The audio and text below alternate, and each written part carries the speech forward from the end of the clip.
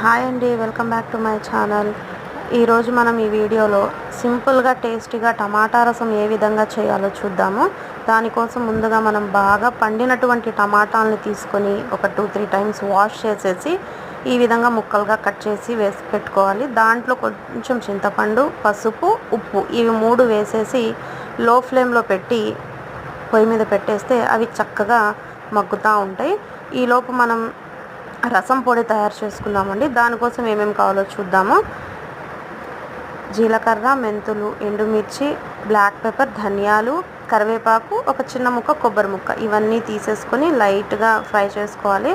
దీంట్లోనే ఒక 2-3 వెల్లుల్లిపాయలు కూడా వేసి ఇవి చక్కగా ఫ్రై అయిన తర్వాత చల్లార్చిన తర్వాత మిక్సీ జార్లో వేసి ఫైన్ పౌడర్ లాగా చేసుకొని పక్కన పెట్టేసుకోవాలి.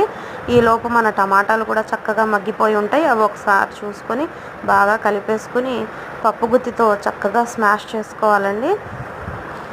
ఈ విధంగా స్మాష్ చేసుకున్న తర్వాత దీంట్లో లీటర్ కానీ వాటర్ వేసేసుకొని పక్కన పెట్టుకుందాము.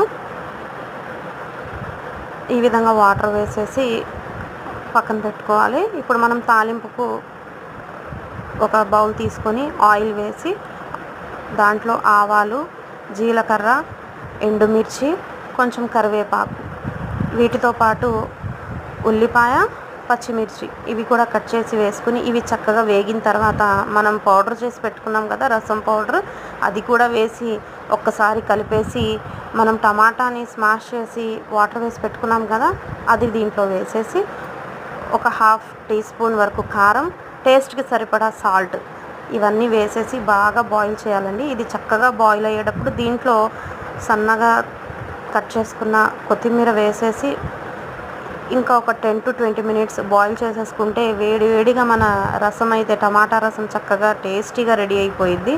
వేడి అన్నంలో వేసుకుని ఈ టమాటా రసం తీసుకుంటే కనుక చాలా టేస్టీగా ఉండిద్దండి. జలుబు చేసినప్పుడు పిల్లలకి, ఇంట్లో పెద్దవాళ్ళకి కానీ ఈ విధంగా చేసి పెడితే చాలా బెటర్గా ఫీల్ అవుతారు వాళ్ళు. ఈ వీడియో నచ్చినట్లయితే నా ఛానల్ని సబ్స్క్రైబ్ చేసుకోండి, అట్లాగే లైక్ చేయండి, కామెంట్స్ పెట్టండి. Thank you.